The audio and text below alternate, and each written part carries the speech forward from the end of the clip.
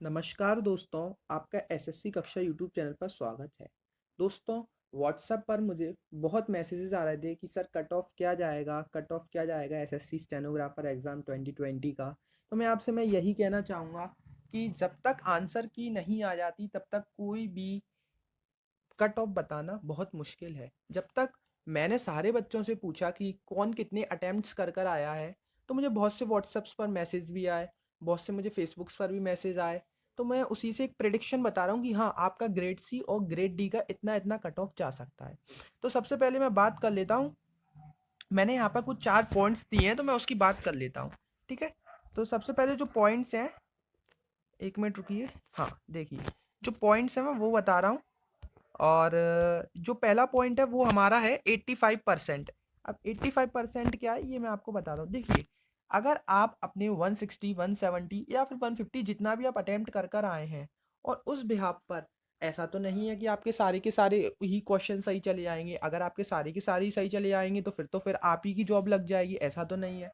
इसलिए मैंने यहाँ पर लिखा है कि 85% एक्यूरेसी। आप समझ सकते हो, क्योंकि हम जितना भी करके आते हैं उसमें से हमारी कुछ ना कुछ तो गलत जाते ही हैं। और फिर हमारी जैसी ही आंसर की आएगी हम उनके एग्जाम्स पेपर देखकर आपको बता देंगे आपका कितना कट ऑफ जा सकता है इस बार।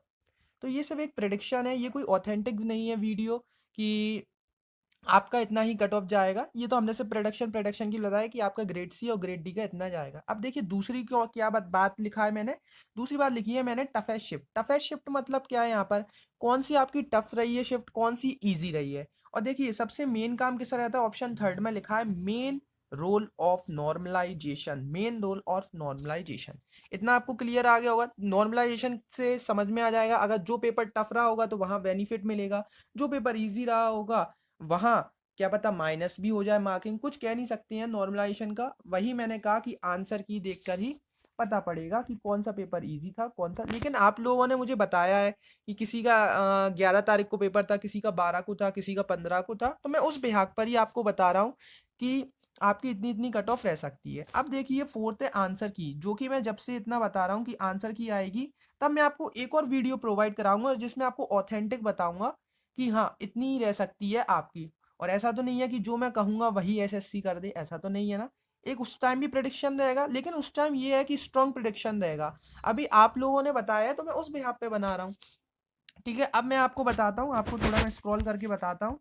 सबसे पहले जो स्लाइड है देखिए, जो है जीके की स्लाइड है, जीके जीएस की। मैं आपको सब कुछ बताता हूँ जीके जीएस में एक्चुअली में क्या हुआ है। 1 मिनट रुकिए। ये हाँ देखिए, अब देखिए जीके जीएस में हुआ क्या है एक्चुअली में। जीके जीएस में देखिए सबसे पहले जो फर्स्ट शिफ्ट है 11 तारीख की, उसमें जो मैंने बच्चों से पूछा तो बच्चों ने मुझे बताया है कि 26 से 28 तक वो अटेम्प्ट करके आए हैं। और बहुत से बच्चे कुछ फेक भी बता रहे थे, कुछ का ऑथेंटिक डाटा भी था। तो मैंने उन फेक को हटाकर ऑथेंटिक डाटा मैंने कलेक्ट किया और फिर आपको मैंने यहाँ पर ये सब बता रहा हूँ। तो देखिए जो 11 तारीख की फर्स्ट शिफ्ट थी उसमें कितना स्कोर रहा है बच्चों का, मतलब स्कोर रहा नहीं, इतना इतना वो बेसिक अटेम्प्ट कर कर आए हैं। किसी ने तुक्के भी लगाए होंगे इसमें से, क्या पता किसी के 15 ही सही जाए और फिर बाद बाकी कुछ ने तुक्के लगा दिए हों। तो ऐसा भी है। तो इसलिए मैं कह रहा हूँ कि जो 11 तारीख की मॉर्निंग वाली शिफ्ट थी, पहली शिफ्ट थी, उसमें बच्चों का मतलब बच्चे इतने टिक्स लगाकर आए हैं जीके के क्वेश्चन पेपर में। मैंने इंग्लिश का इसलिए नहीं लिखा क्योंकि इंग्लिश का मैं आपको पहले ही बता दूं, ज्यादातर बच्चों 90% अबव ही लगाकर आए हैं इंग्लिश में टिक। 90 91, बहुत से तो 95, और बहुत से तो 100 में से 100 ही करके आए हैं क्वेश्चन अटेम्प्ट। तो इसलिए मैंने इंग्लिश का नहीं लिखा, क्योंकि मेन किसका रोल प्ले करता है, जीके जीएस का करता है। जिसको जीके जीएस आता होगा वो एग्जाम में उसकी जॉब तो पक्की ही है, उसमें एसएससी में तो उसकी जॉब पक्की ही है, क्योंकि जो भी कराएगा जीके भी कराएगा। क्योंकि पिछली बार रीजनिंग बहुत टफ आई थी, इंग्लिश तो पिछली बार भी इजी आई थी, इस बार भी इजी आई है। लेकिन इस बार जीके जीके नहीं सॉरी, इस बार जो रीजनिंग है वो थोड़ी सी लेंथी आई है। आई तो वो भी अच्छी है, ऐसा नहीं है कि एकदम ही इजी आ गई, थोड़ी सी लेंथी आई है। तो उनमें बच्चे थोड़े से क्या है क्वेश्चंस अटेम्प्ट करने में उनको टाइम लग गया, इसलिए वो क्वेश्चन हल्के से कम अटेम्प्ट करके आए। लेकिन इस बार पिछली अगर कंपैरिजन में देखा जाए स्टेनो के एग्जाम में, एसएससी स्टेनोग्राफर के एग्जाम में, हाँ तो इस बार अच्छी आई थी रीजनिंग। ठीक है, अब देखिए जो सेकंड शिफ्ट है जीके की 11/11/2021, इसमें देखिए बच्चे कितने अटेम्प्ट करके आए हैं। जो इवनिंग में थी शिफ्ट 25 से 29 तक अटेम्प्ट कर कर आए हैं। अब जो जो बच्चों ने फेक डाटा दिया, जो जो ने ऑथेंटिक दिया, मैंने सबका अलग करके, जैसे कि मैंने आपको पहले भी बताया, तो उस हिसाब से मैं आपको सामने ये स्लाइड लेकर आया हूँ। फिर आप देखिए 12 तारीख का, इसमें बच्चों ने कितना किया मॉर्निंग की शिफ्ट में, इसमें इन्होंने किया है 26 से 27। इससे आप एक अंदाजा लगा सकते हैं कि मतलब कौन सी शिफ्ट हार्ड रही होगी, कौन सी शिफ्ट सिंपल रही होगी। देखिए आप, मैं आपको एक बात और बताऊं, ऐसे देखिए फोर्थ, फिफ्थ और सिक्स्थ में आप देखे होंगे कि देखिए डाटा बढ़ गया। पहले 26 से 28 कर रहे थे, फिर डाटा और घट के आ गया, 25 से 29 हो गया, फिर देखिए 28 से आ गया, फिर 30 आ गया, फिर 29 से 31 हो गया। इसका मतलब हम कहीं ना कहीं ये भी अंदाजा लगा सकते हैं कि जो एनालिसिस के यूट्यूब में बहुत वीडियोस बनाते हैं कि पेपर में ऐसे एग्जाम्स में ऐसे क्वेश्चंस आए थे, ऐसे आए थे, तो बच्चा वहां से भी क्या प्रिपरेशन कर लेता है। तो शायद बच्चों ने वहां से प्रिपरेशन कर ली हो, क्या पता 2021 के करंट अफेयर्स नहीं आए हो, 2020 के आए हो, तो बच्चों ने 2020 की कर ली हो। बहुत से चैनल्स हैं जो कि बना देती हैं वीडियोस, इसलिए देखिए यहाँ पर बच्चों ने ज़्यादा अटेम्प्ट किए हैं 28 से 30। तो इसका मतलब हम ये समझ सकते हैं कि ये एनालिसिस वीडियो से ही ऐसा कुछ हुआ है। देखिए फिर फिफ्थ में तो सबसे ज़्यादा हो गया, 30+ करके आए हैं बच्चे अटेम्प्ट, और इसमें से पता नहीं कितने सही हैं कितने गलत हैं। और सिक्स्थ वाले में आप देख सकते हैं जो 15, 11, 20, 21 है, 29 से 31 तक बच्चे अटेम्प्ट कर कर आए हैं। आप लोग कि यही आप लोगों ने मुझे बताया, उसी हिसाब से मैं इस स्लाइड का डाटा बनाकर आया हूँ। ठीक है, अब मैं आपको डिटेल्ड एनालिसिस बताता हूँ कि हाँ इंग्लिश में कितने करके आए हैं, जीके में कितने करके आए हैं, और रीजनिंग में कितने करके आए हैं। इतने से आप समझ तो गए होंगे कि पहले देखिए, पहले में कोई खतरा लेना नहीं चाहता, कोई रिस्क लेना नहीं चाहता, तो देखिए 26 से 28 की है, फिर सेकंड वाले में 25 से 29। लेकिन जैसे जैसे दिन निकलते गए, मतलब एग्जाम तो 3 डेज ही था, 11, 12 और 15 को, लेकिन जैसे ही जैसे दिन निकलते गए यूट्यूब पर वीडियो तो आती रहती है कि एग्जाम में ये आया, ये आया, तो वहां से एक मोटा मोटा आइडिया लगा लेते हैं, और क्वेश्चंस कहीं ना कहीं मैच कर भी जाती हैं थोड़े बहुत। ऐसे नहीं है फुल्ली मैच, उसी टॉपिक से रिलेटेड आ जाता है कुछ ना कुछ। इसलिए मुझे ऐसा लगा है कि ये फोर्थ, फिफ्थ और सिक्स, मतलब 12, 15 और ये 15 की इवनिंग वाली शिफ्ट, इसमें आपके नंबर कैसे हैं देखिए, इसमें आपको ज़्यादा नंबर देखने को मिल रहे हैं। आप इससे होपफुली समझ में आ रहा होगा जीके का कैसा डाटा गया, मतलब जीके का जो, अगर हम ग्राफ बताएं, तो जीके का ग्राफ ऐसे गया है, नीचे से ऊपर की साइड जा रहा है, देखो आप, आपको सामने सामने दिख रहा होगा। ठीक है, अब मैं आपको एक डिटेल एनालिसिस बताता हूँ।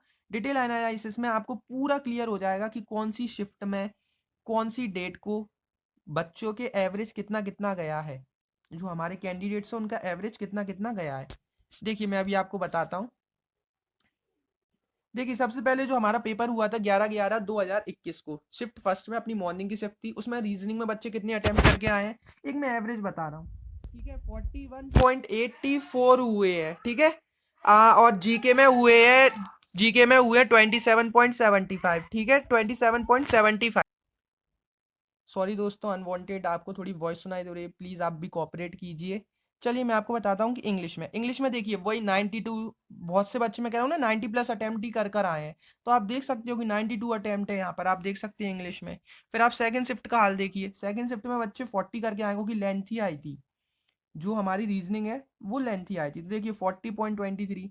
फिर हमारा जैसा कि मैंने जीके में बताया था आपको कि इतने से इतने अटेम्प्ट करके, यहाँ पे मैंने आपको डिटेल बता दिया 27, हाँ 27 तक बच्चे करके आए हैं, और 93 इंग्लिश फिर इजी आ गई थी, तो फिर यहाँ पे रीजनिंग हो गई। ठीक है, आप ट्वेल्थ वाला देख सकते हैं जो मॉर्निंग का हुआ था, यहाँ 38 और रीजनिंग का डाटा कम हो गया। देखिए, और यहाँ 27 जीके का वही बरकरार है, और देखिए इंग्लिश और ईजी हो गई।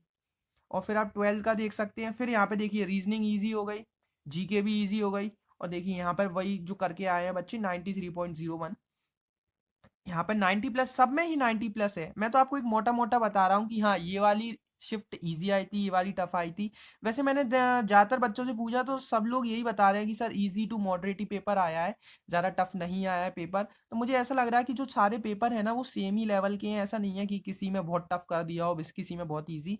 तो मुझे ऐसा लगता है, जो मैंने अपनी कीवर्ड्स में भी लिखा था कि जो मेन रोल है नॉर्मलाइजेशन का, तो मुझे ऐसा लगता है 10 to 15 नंबर ही बढ़ सकते हैं। माइनस नेगेटिव मार्किंग का मुझे लग रहा है कि बहुत कम चांसेस है नॉर्मलाइजेशन में, नंबर जो कि हमारे कम होते हैं, तो मुझे इस बार का थोड़ा कम ही लग रहा है कि हाँ कि कम हो। ज़्यादातर बच्चों के नंबर बढ़ेंगे, 10 से 15 ही बढ़ेंगे, इससे ज़्यादा ही बढ़ेंगे, क्योंकि सारी शिफ्टी क्या है, इक्वल है। अब आप देख सकती है, अब आप देखिए, एक मिनट रुकिए गाइस, सॉरी, एक मिनट रुकिए। हाँ, अब आप देख सकती हैं कि जो 15, 11, अब देखो आप 15 तारीख का फिर रीजनिंग का डाटा घट गया, और देखो जीके का बढ़ गया। मैंने आपको यही बताया था ना कि जीके का क्या हो रहा है, एनालिसिस के थ्रू बच्चों ने वही वही डाटा पोर्शंस पढ़ लिए, तो देखिए उससे डाटा बढ़ गया। ठीक है, क्योंकि कहीं ना कहीं क्वेश्चन रिलेट तो कर ही जाता है। ठीक है, 93.56 इंग्लिश का है, इसमें देखिए इंग्लिश में तो वही चल रहा है, कभी 94, कभी 93, कभी 91, मतलब 90 प्लस ही चल रहा है, क्योंकि इंग्लिश ईजी आई थी। और आप देख सकते हैं फिर 15th में क्या हुआ, जो रीजनिंग और भी इजी आ गई। देखो 43.59 है, 44 ही अप्रोक्स मान सकते हैं, और इसमें 30 हो गया और इसमें 94 हो गया इंग्लिश का स्कोर।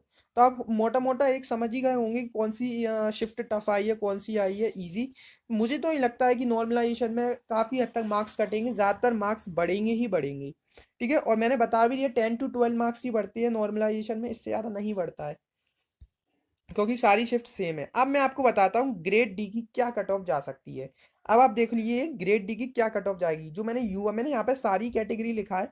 ठीक है, यूआर का कितनी जा सकता है, पहले मैंने ग्रेड डी के बताऊंगा, फिर मैं ग्रेड सी का बताऊंगा। तो यूआर का कितना जा सकता है, 134 से 138, दो तीन ऊपर नीचे हो सकता है। हाँ, लेकिन आपका कट ऑफ इतना ही जाएगा। इतना तो आप लोगों ने जो डाटा मुझे बताया है, जो भी मुझे बताया, उस हिसाब से मैं आपको बता रहा हूँ। ओबीसी का आप देख सकते हैं, ईडब्ल्यूएस का आप देख सकते हैं, एससी का देख सकते हैं, एक्सटी का देख सकते हैं, वीएच का देख सकते हैं, और आप ओएच का भी देख सकते हैं कि कितना कितना कट ऑफ जाएगा। ठीक है, अब आप देख सकते हैं ग्रेड सी का यूआर का देखिए मैंने 147 लिखा है। इसमें आप दो तीन नंबर ऐड भी कर सकते हैं और डिक्रीज भी कर सकते हैं, सब्ट्रैक्ट भी कर सकते हैं, क्योंकि कट ऑफ दो तीन ऊपर नीचे तो चलता ही है। ओबीसी का इतना रहेगा, ईडब्ल्यूएस का, एसटी का और एससी एसटी का आपने देख लिया, वीएच ओएच का। ठीक है, और ओबीसी यूआर में इतना डिफरेंस नहीं आएगा, जैसे कि मैंने आपको बताया जो है, इसमें दो तीन नंबर का ही ऊपर नीचे का रहेगा। तो होपफुली आप वीडियो समझ गए होंगे।